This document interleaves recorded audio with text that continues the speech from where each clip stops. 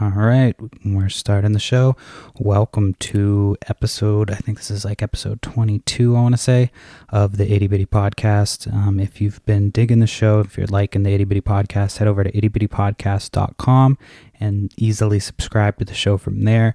Tell your friends and share each episode. It helps me out tremendously if you do that.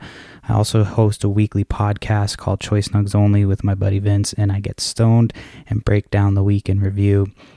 So that's a fun show. If you're into that type of thing, hang out with us each week. That one's more laid back, not really any particular topics, so to speak, but that's also available up on the site. I've also put up a message board on the website, so if you have anything you want to say about the show, pop over to that website. It's right there on the page, easy to get to as well. So that's all pretty new. Going to be running a lot of stuff through the website going forward. And we've got some new stuff coming in the next couple weeks, including video. I know I keep teasing it, but we'll have some video up probably after the first of the month. I would be surprised if we get it done before the end of the year. But this week on the show, my guest was Casey from Chef Salty Pork Podcast. He's a chef that has a podcast, so he's deeply ingrained in the restaurant business. So that was what I did in a past life. I worked in restaurants, so that was kind of interesting to talk to him. We talked a little bit about restaurant life. We talked about video games. We talked kind of a little bit about everything. So it wasn't just about restaurants. So it's an interesting podcast. If you've never worked in the restaurant industry, it's kind of a nice little insight into that and into like the current trends and everything. So really interesting show. I liked hanging out with him and talking to him on the show, so that was cool. But remember, this is not a podcast about life in the restaurant industry. It's the Itty Bitty Podcast. It's anything but, and it starts now. Welcome to the Itty Bitty Podcast.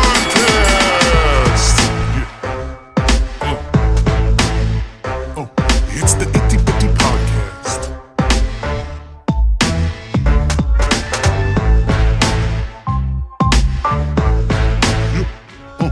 It's the Itty Bitty Podcast.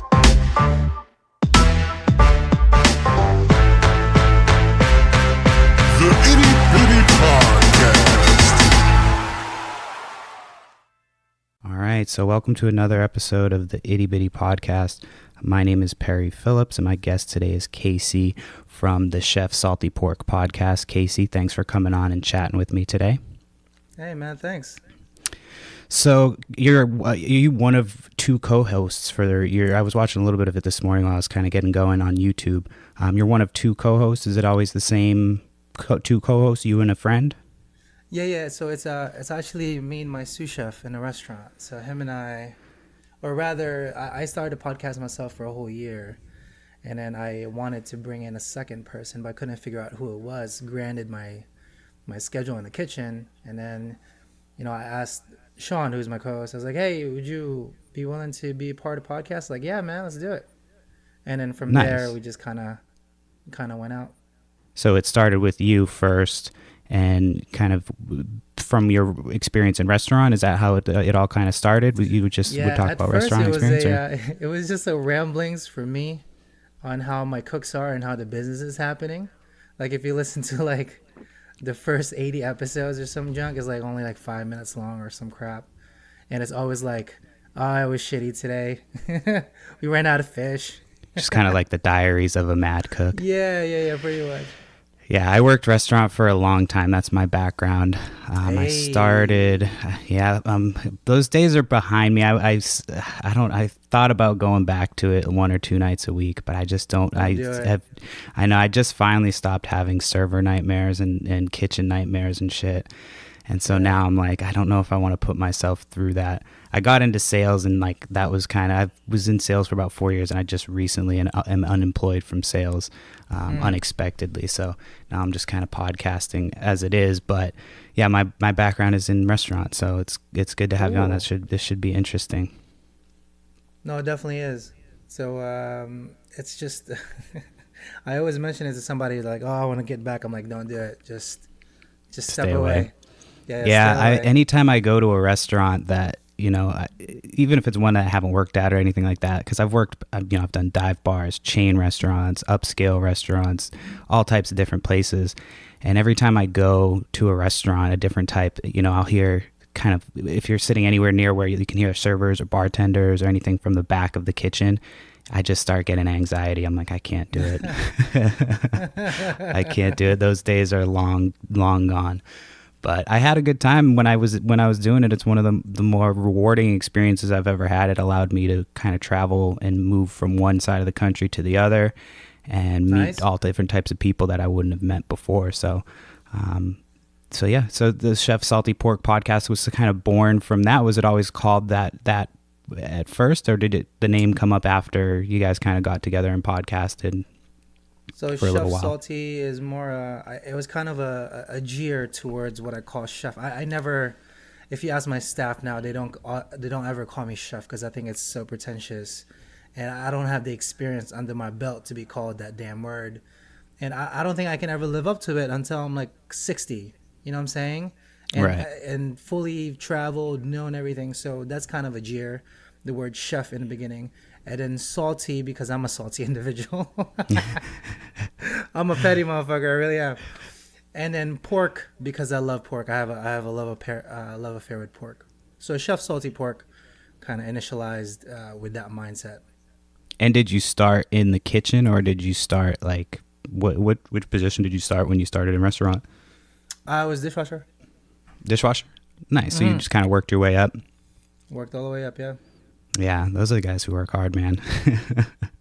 When those dishwashers break, too, that's like when they have the industrial sized dishwashers and one of those things shuts down, those guys are back there sweating.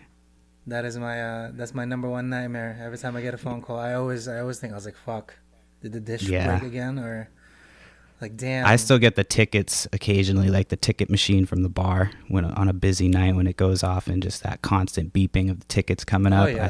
I still get those on occasion. I'm like, is that my alarm? Like, no, that's not. I just wake up randomly in the middle of the night to that shit. Not a lot of people understand that.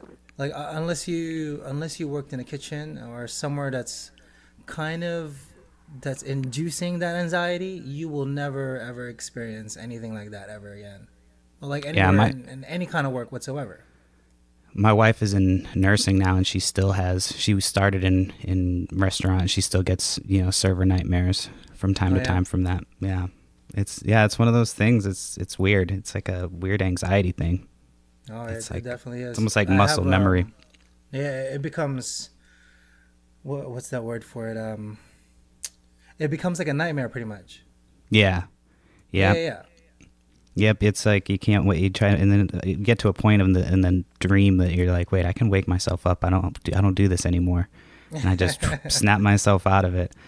But yeah, it's definitely one of those things. I mean, I like I said, I've worked in Chili's and I've worked in French restaurants. I've worked in dive bars all over. And you meet a lot of different people, and so you do get a lot of different stories, and there's a lot of, you make a lot of connections with people. So you end up meeting a lot of like lifetime friends through restaurants. So that's one of the cooler things that I've liked. A lot of the people that I still talk to, and my former roommates are all people that I worked with, and so it's like a cool little community that if you've never worked in that job, that you don't really know or get to experience. No, it definitely is. I actually mentioned it a couple of podcasts ago. The way I relate to kitchen people is because, one, you're basically going through a trauma together, and being in the trenches kind of per se for 6 or 7 hours while you're getting wrecked by service, just constant tickets, constant demands, constant yelling. It's hot, and it feels like you're in the battlefield. After you've emerged out of it, there's a different like brotherhood that you feel with everybody else that have endured that with you. So that's why the camaraderie is a lot more when you're in a sense of a kitchen, no matter what position you're doing, server, front of house, back of house, it doesn't matter. It's the same thing. That's why we parties more too in restaurant. They'll make it through together and they're like, let's party. Let's just do it. Yeah, it's 1 o'clock in the morning. Like, yep, we did it. Let's drink. Yeah. So how was your Thanksgiving? Were you in charge of cooking for Thanksgiving, or did you get to take a break? So usually the corporate I'm working for, all the other restaurants are open. except for maybe 4 of them, and I'm one of the 4. So I'm closed Thanksgiving Day, but everybody else did work. So I did cook okay. at the house. Yeah. It's kind of sad, right? I Yeah. did cook at the house, but nothing spectacular that you would think coming from, somebody in my background. It was just like a turkey breast that I've already purchased a week prior. Yeah. Yeah, Because just who like has sliced time to deli fucking meat. cook 3 hours of that shit? Like, it's just my wife and I. Like, why would I do that Yeah. to myself?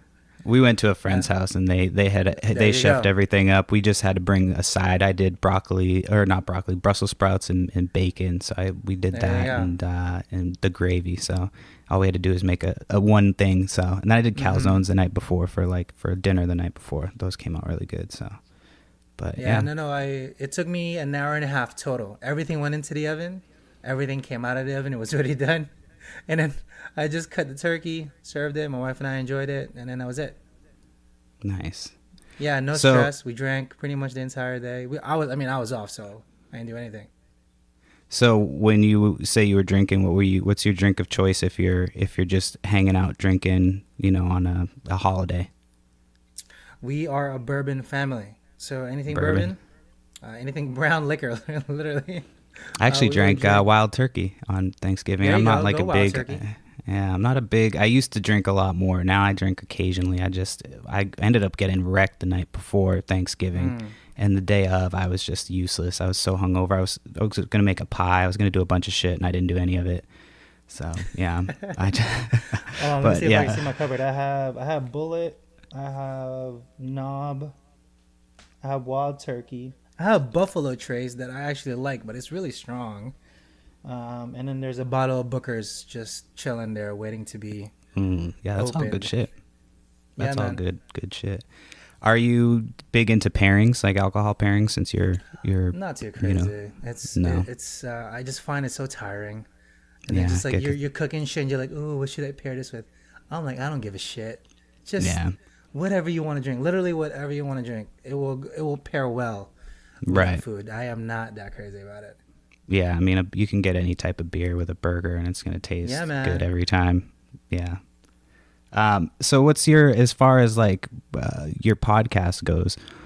How far along are you guys as far as where you want to be? Is this something that you are looking at expanding on in the future, or are you gonna eventually consider bringing on more guests?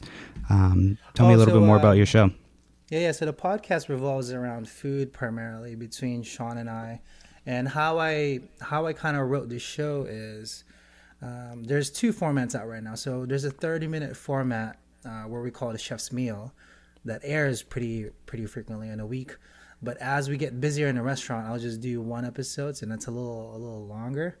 So the way it breaks down is we'll do, Sean and I will kind of banter left and right, and then we'll do our intros, and then right off the bat, I'll either him or myself will ask like a weird question that happened at the restaurant, so it can kind of tie it back to what happened. We'll talk about that a little bit, and then I added this thing called Mon Chouchou News, which is just I wanted to bring attention to food worldwide and what's happening, and some quirky little things that's kind of begun. So let me give you a couple of little things right now that's kind of Yeah, quirky and go. stupid. No, for sure. You know that burrito blanket? Yes. You probably seen it. Yeah, it's on sale right now. Mm-hmm. Some shit like that. You know what I mean? Like, so just different little food related items Oh, we will okay, got cover you. as You'll kind of talk news per about se. gotcha. Okay. Yeah. Or like or the recall with the romaine lettuce that's happening currently. I feel like that Everyone happens like once a year.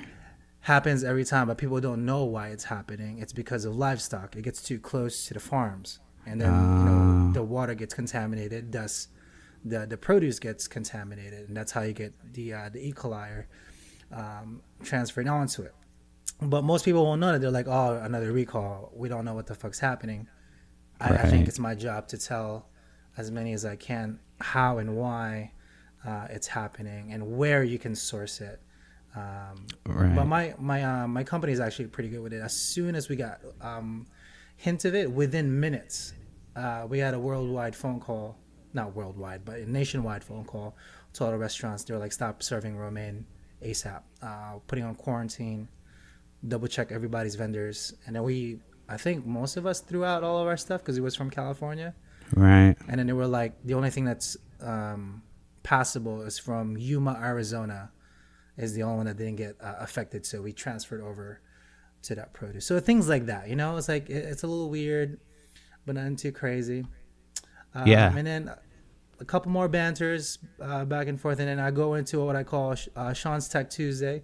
Sean, my other co-host, he actually went for schooling for like engineering or some shit, or like computer science or some crap, and he ended up a cook. So I wanted to kind of pick his brain on same exact purpose, but on tech side. So what's happening on tech? What's nice. your favorite tech? Yeah. So we cover a whole bunch of that. And then we end the episode nice and short, 30 minutes. Kind of gives you the whole brunt. And then the second episode, which we will be doing as soon as the top of the new year. So 2 episodes a week. One just particularly to the news and the Tech Tuesday, etc. And then the second one focused solely on food. So like, for example, Thanksgiving is over. Like what did we have for Thanksgiving? How did we prepare, etc. Just straight food, no other kind of talks, some tips, and then everything on a video format. That way people can actually see it live. Because the way you hear it on audio, it is cool and you can kind of understand it, but it's a different experience when you see the both of us kind of go back and forth on our video call. Yeah, I'm working on getting into video myself. I think that's the next step for this show, is to get some video going. So that's what I'm working on as well. It must be, so going into the holidays, it should be easier for you, I guess, to get content, because everybody just starts eating from like November 1st to like January 25th, and they don't stop until like the holidays are done. So it must be, there must be all types of different stories and recipes going around. Because I have to imagine you're probably a little bit busier too in the restaurant this time of year, so it must be it must be harder to prep for podcasts. It's like how do you explain it?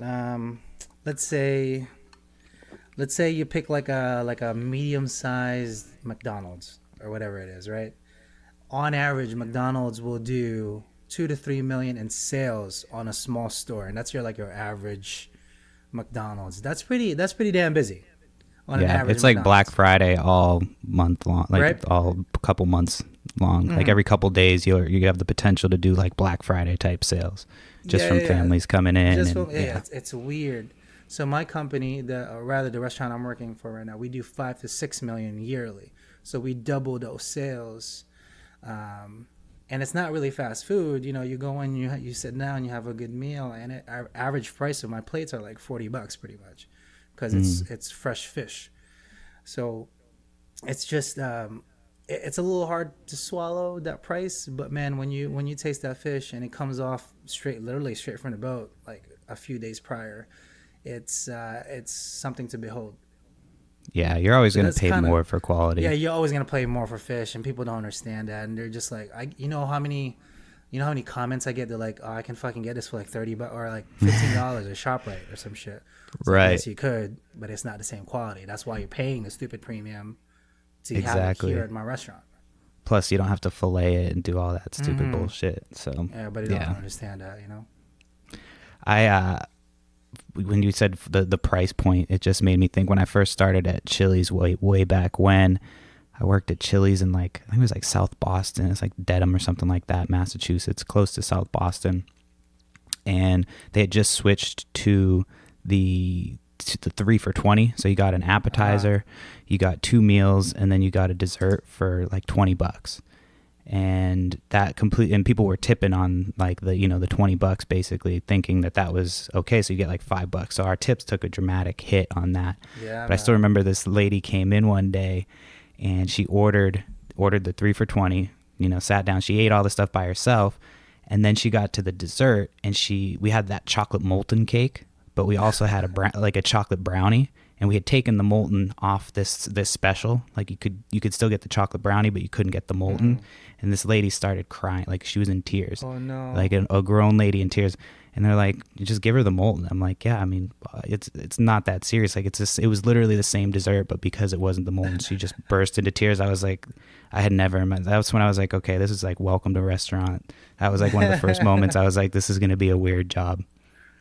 No, it's a weird job, bro. And funny you mentioned somebody crying. I have a patron right now at the restaurant who gets frustrated when her French fries is not well done. So if it comes out not as crisp, she will straight up break down and cry. And nothing to, I'm not gonna mention her name or anything, but it's just I've gone to the table quite a few times. Like, hey, you know, like what's wrong? Like why? She was like, it's not crispy. And I was like, that's all right. You know, we can refry the fries for you. That's not a big deal. But I don't think you should, you know, cry over it. She's just like, she just gets so upset, and I feel it. So now I make sure that it's a little more over well, and that's kind of that's where the customer service kind of comes in. Yeah, there's just some people that like you can't please though. I worked in like San Fernando Valley in one of the like the more upscale, richer parts of the valley in Southern California, in Los Angeles County, and you just had like these real housewives that would come in, and I had this one lady who would order a drink. She would want it strong, and then she would always complain about how strong it was. Like it didn't matter how, she would be like, I want this to be a double. You give her a double, exactly a double, and she would always complain it was too strong. So you give it to her a little bit less, and she would complain. It didn't matter. And then she would, you know, she wouldn't even drink it anyway. She would always leave it full. It was just like, why are you here? Why? Like, what are you doing here? Why are you here? Exactly. Like, and every day we'd have to go home. through it. It's just, it's like, what are you doing? Just make your own drink. But so I had some straight sociopaths in Southern California. It was interesting to say the least. Mm-hmm. I think it's pretty normal for all restaurants, though. There's always those people that will always appear to have that same exact thing. Mm-hmm. So with the holidays coming up, are you an eggnog person, or are you not big into eggnog? We are. I mean, it's kind of yes and no. It's not too crazy. We do have a Christmas party coming up this Sunday, and we're hosting. We do this yearly. I invite the same friends pretty much.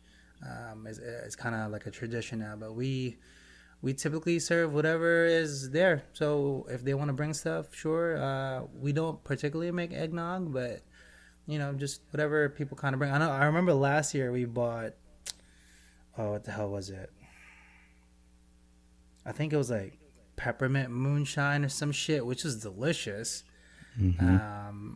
But you know, most of the times it will be just the bourbons that we have, or if they want to bring beer, cool, or if they want to bring wine, that's okay too. So we just have a good time no matter what. Yeah.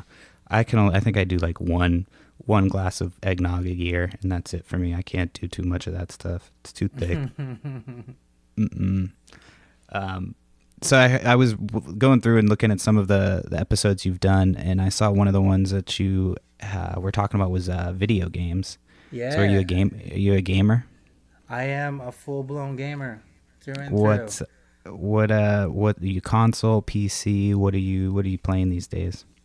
I'm on PC now, only because I built my computer this time around, and it can run pretty damn good on the specs. But for the longest time, I was console. So and I shared this with Sean, like my most played game of all time, 321 hours, is Final Fantasy VII. Oh, that's a good one. Yeah. So that's like, has that remake come out yet? I'm an RPG guy. Like I love story. So for me, Final Fantasy, when it came out, I was so hooked into it. I had 15 memory cards, I remember, and each and every one had like a different save file for every location of the game, so I can like replay it just kind of from memory and stuff. Right. And yeah, that was 321 hours, just Final Fantasy VII alone. And then the second runner-up is Witcher 3 at 278 hours. Because, oh my God, CD Projekt Red, they're doing something great. I haven't played The Witcher 3 yet, but it's on my list. I saw it on Black Friday. I know, I had just purchased, I bought Death Stranding, and I bought that new Star Wars game, and Black Friday rolled around. It was on special, and I was like, I can't do it because I have too much to do. I can't get involved in 3 games, so I'll go back once I'm done with these 2, and I'll play The Witcher. That's next on my list. Yeah, no. Like Death Stranding, I really wanted to get it, but I know if I purchased it, I would down a lot of hours into it, and I don't want to do that. So it's easy to watch people on the streaming services, just get the feel of it. Yeah, because I love Kojima games also, like Sons of Liberty. I think was my number 4th most played game. I think at 190 hours or some shit. I absolutely loved it. But of course I'm a big fan of him, so I had to check it out. But I don't want to purchase it. It's kind of wild. It's different than anything I've ever played. Anytime you pop into it after not playing for a couple of days, there's just more shit built because it's other people are playing and their stuff that they build goes into your game. So as you're not doing anything, you go back and play after a couple of days. It's like all these new roads are built, and so it's kind of wild. It's a different thing than I've ever played before. Oh, so it's cool. It constantly updates itself. Yeah, so let's say you're playing in your game and you build a road or you build a bridge or something like that. It'll show up in my game. And then I can delete that if I want to. Yeah, I can remove that structure if I want to, but it's more beneficial it helps you throughout the game as you use other people's ladders, and people will leave ropes, ladders, and you do the same. So as you're going across a little body of water, you can build a bridge and somebody can finish it. So you'll come back to a bridge you started and somebody else will have finished it for you. So it's pretty cool. It's a crazy game, yeah. I haven't even gotten that far into it. Yeah, it's wild. I haven't gotten too far into it, but I'm digging it so far. It's chill. It's not like, action. It's more, long sequences of walking. So you're basically a FedEx guy. So, but it's chill. Game. Yeah, it's pretty cool. I don't want to play it because I will down a lot of hours. I know it. I know me. Yeah. Well, lucky for you, I don't think it's out for PC for a little while, so you got some time before it's out. Yeah, I'm waiting for Cyberpunk 2077 is my newest. That looks really cool. Oh my god, I cannot wait. I'm so excited. I don't know much about it though. I can't tell. Is it first person shooter? Yeah, I think so.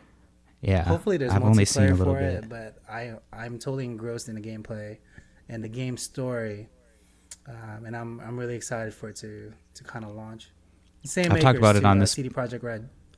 CD Projekt Red, yeah. So it's gonna be Keanu Reeves is involved in that one too. That's that game. I know. Yeah. Yes, that's the one. I'm looking forward to the Last of Us, the part 2. Oh, that one's a good one too. Yes. Yeah, The first one, I've talked about it on this podcast before, but the first one was one of my favorite games of all time. So I'm really looking forward to number 2. That one looks like it's going to be good. Supposedly next year, but we'll see if that actually happens. I think I only did one playthrough for The Last of Us. Straight. I didn't do a double play or didn't deviate too much, but just kind of play through it, and it was a solid game. I attempted to play through it a second time, and I got to, if you've played the game, you'll know what part I'm talking about. When you get to, there's a basement. When you get to the basement, you have to turn on a generator. Oh, yeah. And as soon as you turn that shit on, it's like all these creatures are going to come running out at you, but you have to turn that shit on. And yeah, every time I get to that thing, I'm like, I don't want to do it again. I don't want to do it. Yeah. So I get to the part where I have to turn anxiety all over, yeah. Mm-hmm. Yeah. The first time was enough, but yeah, I'm looking forward to the second one. I'm sure they're going to top it. Yeah. How about now, though? What kind of games are you playing now? I'm playing Borderlands 3 right now. I'm addicted to it. So I've got the Switch on rotation. So I've got I think Super Mario Odyssey that I play if I'm just kind of hanging out on the couch.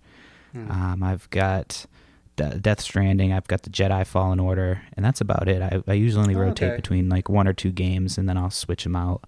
But I go like a month.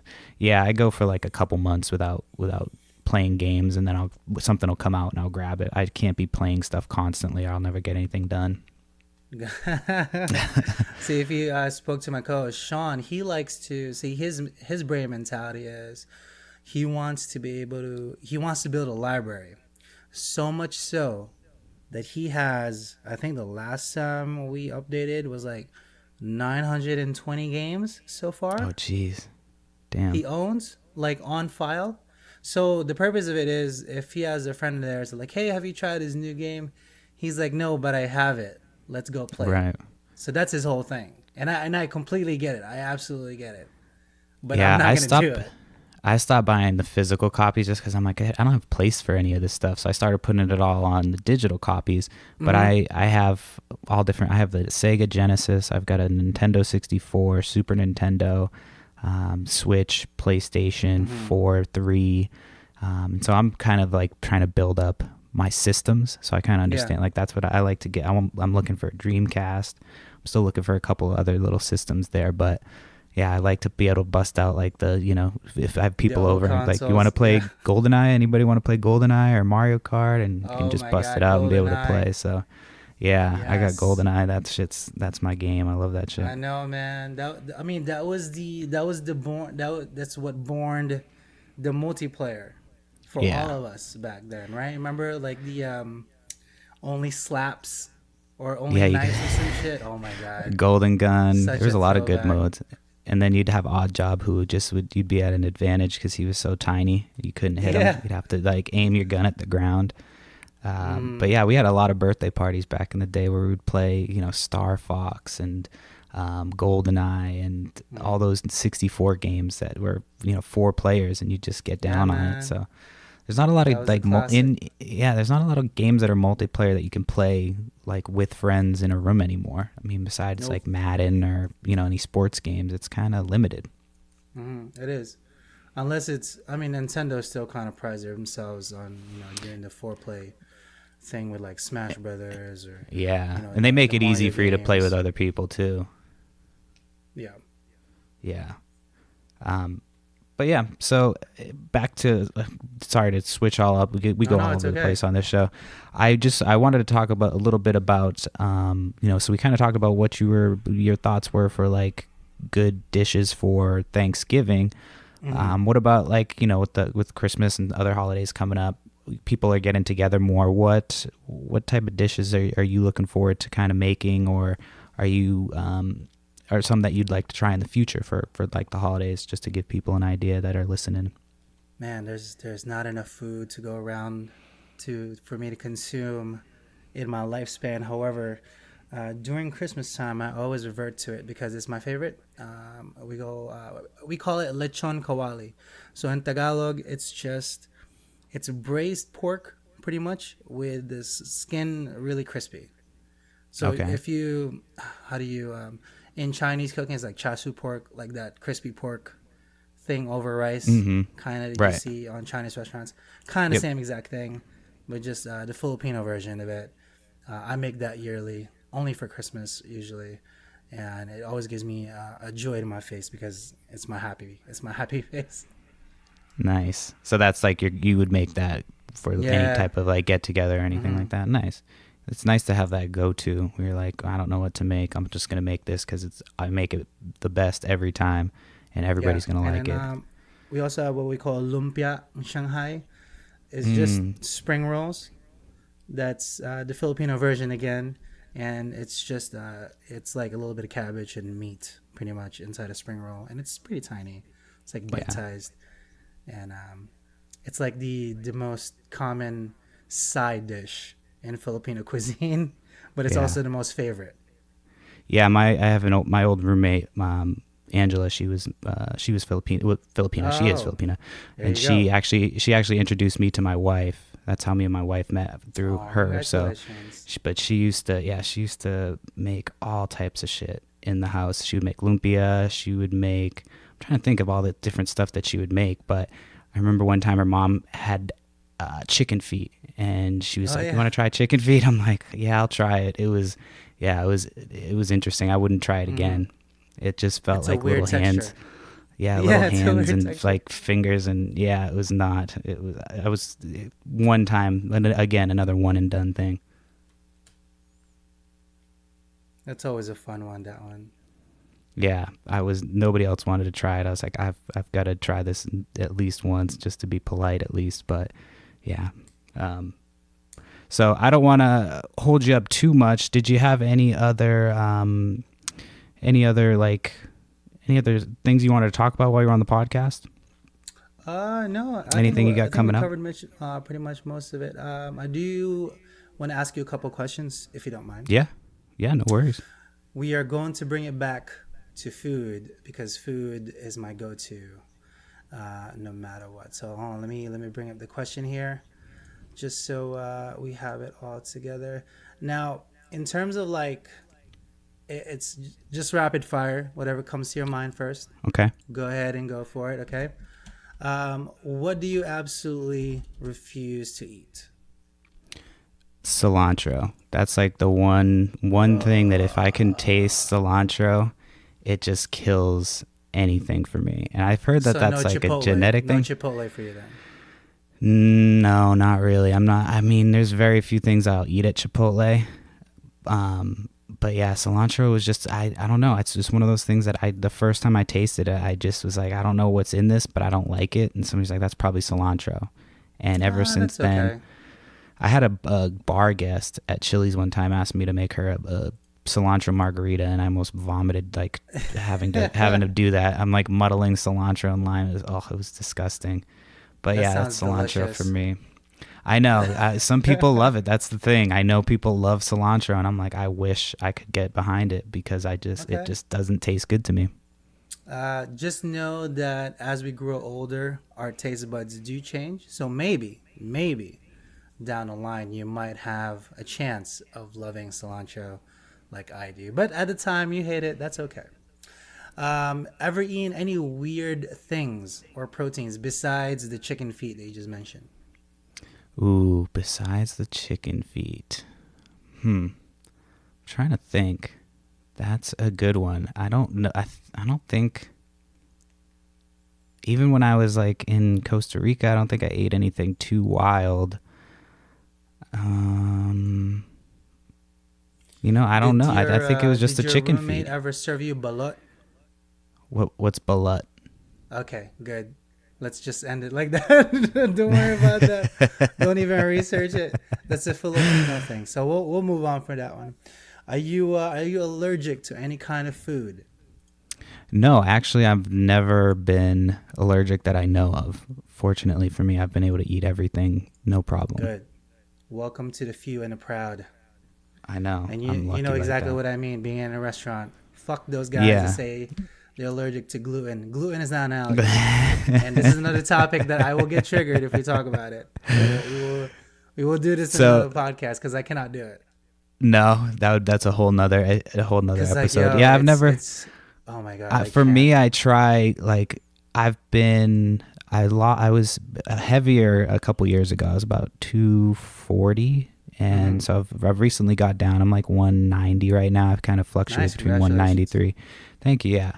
And a lot of that was cutting out, things like gluten and carbs and sugar. But I was never like, I have a gluten allergy. It was just like, I'm going to try and cut down on like, things that have gluten and carbs and all that shit in it, just to kind of, but I was never like, oh, this is going to put me in a fucking coma. So, so yeah, but it might be a real thing. I don't know. It might be, who knows? I'm not a dietitian, so I don't know that shit.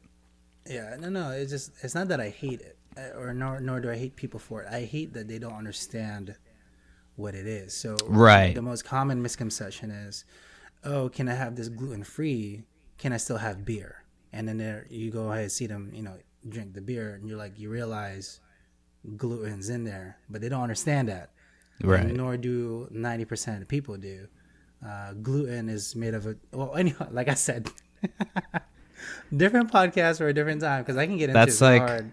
That's like when you're like I'm a big weed smoker. I smoke weed a lot, and so I usually have like a vaporizer or something on me, and I'll kind of do something discreet if I'm going to be around people and smoking outside.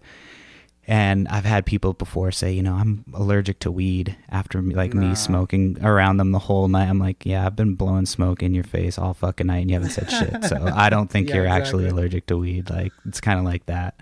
So people are loads of shit. People go with what the media is telling them, and that's a little bit of the bad thing about it. But like I said, different podcasts for a different podcast. Have you ever tried vegetarian or vegan?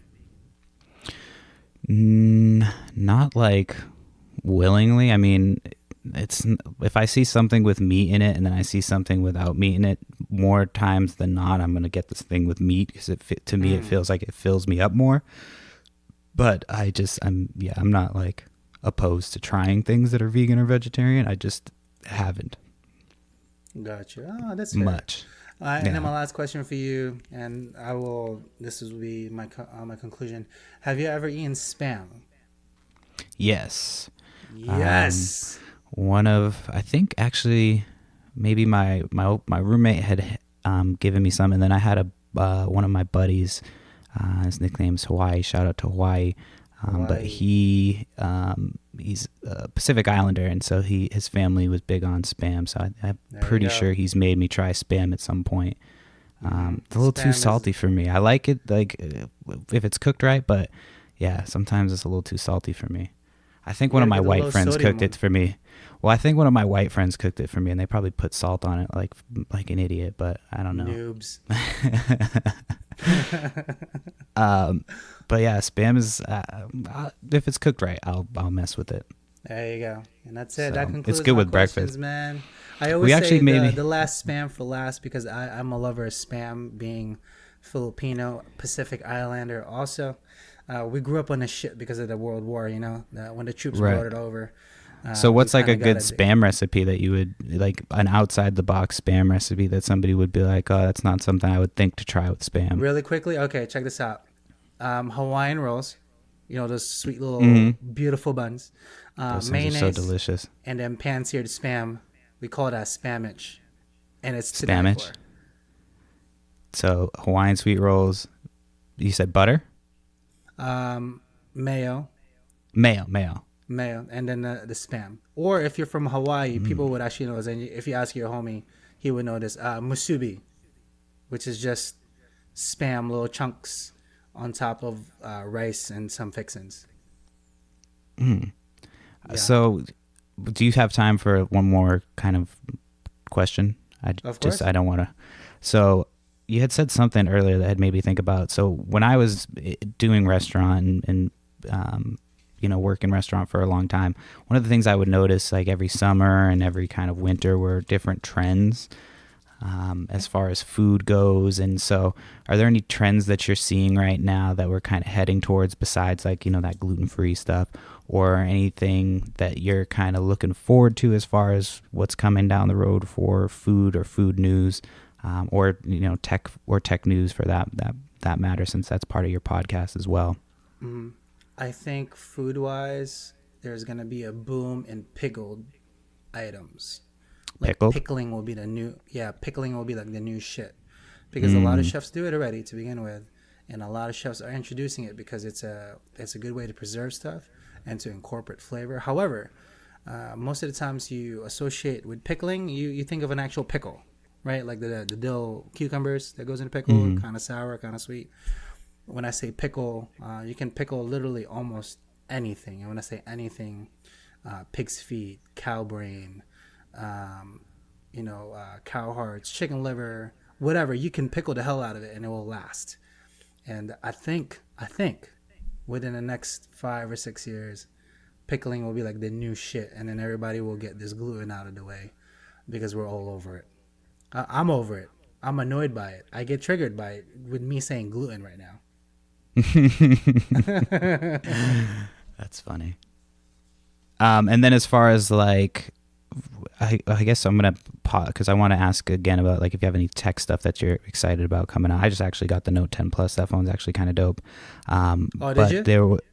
I was due for. I had a Google Pixel 2 XL and I was ready for a new phone, so I went ahead and I got I got a good deal on it through Best Buy. So it was like $450 off. I was like, yeah, I'm gonna take that. You can't beat that one. I actually upgraded from my iPhone. I think iPhone 6. I think it was an iPhone 6 before. This year into the Pixel 3, which came out during the summer, and it was amazing. I love it. Yeah, I absolutely love it. I'm a big fan of the Pixel. It was hard for me to switch, but I just needed the more. I work a lot for my phone, so I needed to be able to do a lot more. Plus, I like the stylus with that pen, so that's kind of nice to have. It really is. So I'll put that question on hold. The other question I wanted to ask you: are there any I mean, everybody's got people that they look up to and they aspire to. What are some chefs that you look to for inspiration or ideas? There's a lot of, especially on like Netflix and stuff, there's a lot of cool cooking shows that are kind of outside the box these days. Are there any, celebrity type chefs or chefs that you know of that you kind of look to, even if it's somebody that might be, somebody personally?